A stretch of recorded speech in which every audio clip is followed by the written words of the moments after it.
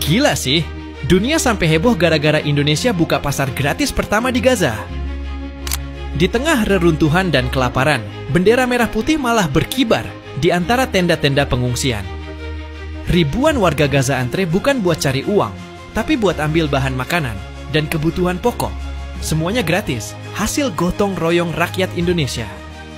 Dari situlah nama Indonesia mulai dielu-elukan di tanah yang penuh luka itu.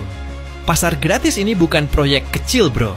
Ini hasil dari kerja bareng Basnas, Lembaga Kemanusiaan Indonesia, dan jaringan relawan internasional yang udah lama bantu di Gaza. Ide dasarnya sederhana tapi berdampak besar. Bikin titik ekonomi kemanusiaan yang bisa hidup mandiri, bukan cuma bagi-bagi bantuan sesaat.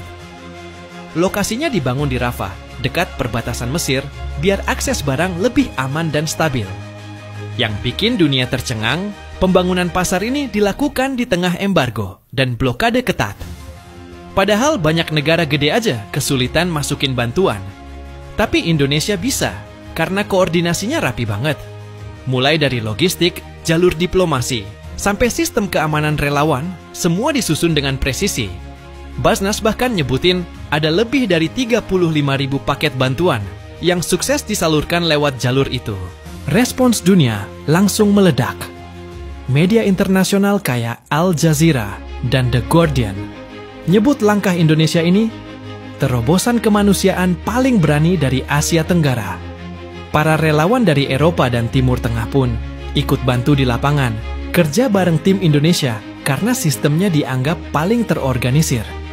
Banyak yang bilang, kalau bukan karena Indonesia, pasar ini nggak bakal bisa berdiri. Bukan cuma soal makanan dan bantuan, tapi filosofi di baliknya yang bikin banyak pihak kagum.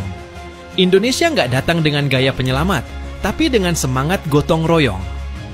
Konsep pasar gratis ini mengajarkan kemandirian, bukan belas kasihan. Masyarakat Gaza bisa memilih kebutuhan mereka sendiri, bukan sekadar nerima apa yang dikasih. Dan di situ, nilai kemanusiaan Indonesia terasa banget. Bantu tanpa pamrih, tapi berkelas di mata dunia. Tanggal 14 Oktober 2025 jadi momen bersejarah. Truk-truk bantuan berlogo Garuda akhirnya menembus perbatasan Rafah dan membuka pasar gratis pertama di Gaza. Di tengah reruntuhan bangunan, tenda besar bertuliskan Pasar Indonesia berdiri tegak. Warga Gaza datang berduyun-duyun bukan untuk menerima sedekah, tapi memilih sendiri kebutuhan pokok mereka. Mulai dari tepung, beras, susu anak, hingga obat-obatan, semuanya gratis. Yang bikin takjub, sistem pasarnya beneran rapi kayak minimarket. Ada barcode, sistem antre, dan distribusi per keluarga biar adil. Tim Basnas bareng relawan dunia kerja siang malam, nyusun rak, ngatur stok, dan jaga keamanan dari ancaman konflik di sekitar. Media internasional langsung ramai liput.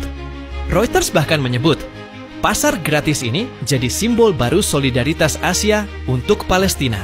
Di hari pembukaan, relawan dari lebih 20 negara ikut bantu. Ada dokter dari Turki, sukarelawan dari Jerman, dan aktivis kemanusiaan dari Mesir yang rela nginep di pos Indonesia. Mereka kagum karena semua proses berjalan disiplin tanpa rebutan. Bahkan, warga lokal sampai bikin mural kecil bertuliskan, "Terima kasih Indonesia, kalian hadir tanpa syarat." Itu bukan sekadar pujian, tapi pengakuan.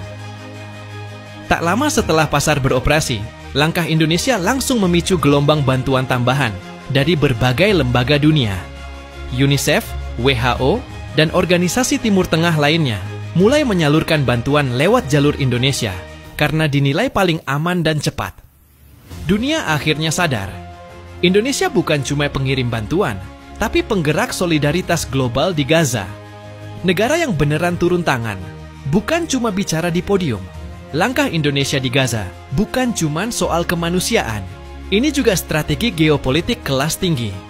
Di saat negara besar masih berhitung untung rugi dan cemas dikaitkan dengan konflik Israel-Palestina, Indonesia justru tampil sebagai kekuatan moral yang netral tapi efektif. Dunia melihat bahwa diplomasi Indonesia nggak cuma berhenti di forum PBB, tapi turun langsung ke lapangan. Secara geopolitik, kehadiran Indonesia di Gaza memberi pesan kuat ke Timur Tengah dan dunia Barat bahwa kekuatan Asia Tenggara juga bisa jadi pemain aktif dalam isu global. Langkah ini memperluas jangkauan diplomasi RI ke dunia Arab, Afrika Utara, bahkan Eropa lewat jalur kemanusiaan. Posisi Indonesia jadi lebih solid karena dianggap punya soft power yang konkret, mengubah simpati menjadi aksi nyata. Negara-negara seperti Turki dan Qatar pun mulai menjajaki kolaborasi logistik dengan Jakarta. Dari sisi ekonomi, aksi kemanusiaan ini berdampak besar terhadap reputasi Indonesia di sektor bantuan internasional. Banyak lembaga donor mulai melihat Indonesia sebagai hub distribusi logistik regional, terutama untuk krisis di Timur Tengah dan Afrika. Artinya, ke depan Indonesia bisa mengelola lebih banyak dana kemanusiaan internasional, sekaligus memperluas sektor industri bantuan dan supply chain nasional, mulai dari logistik, manufaktur kemasan, hingga transportasi udara. Bagi Indonesia sendiri, kepercayaan internasional ini membuka peluang besar di ranah politik luar negeri dan ekonomi kemanusiaan. Banyak organisasi dunia kini menyalurkan dana bantuan lewat lembaga-lembaga Indonesia karena dinilai transparan dan efektif. Ini berdampak langsung pada sektor logistik nasional, industri pengemasan, serta transportasi udara yang semakin dilibatkan dalam distribusi global. Kedepan, posisi Indonesia di panggung kemanusiaan global bakal makin strategis. Dengan pengalaman lapangan di Gaza, Indonesia berpotensi jadi hub distribusi bantuan internasional untuk kawasan Timur Tengah. Banyak lembaga global seperti WHO dan UNHCR mulai menjajaki kerja sama jangka panjang dengan lembaga kemanusiaan Indonesia. Kalau langkah ini konsisten, Indonesia bisa jadi negara Asia Tenggara pertama yang punya peran permanen dalam sistem kemanusiaan global. Dari sisi ekonomi, keberhasilan operasi bantuan di Gaza juga membuka peluang baru bagi sektor logistik dan filantropi nasional. Industri pengiriman barang, penerbangan kargo, hingga produksi bahan pangan siap saji akan berkembang pesat karena tingginya permintaan dari lembaga kemanusiaan internasional. Ini bisa menciptakan ribuan lapangan kerja baru dan memperkuat ekonomi domestik berbasis solidaritas.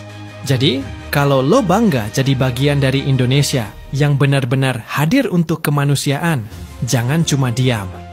Sebarkan cerita ini, dukung gerakannya, dan tunjukkan ke dunia bahwa Indonesia bukan cuma negara besar di peta, tapi juga besar di hati. Karena di tengah dunia yang makin dingin, Indonesia adalah kehangatan yang masih nyata.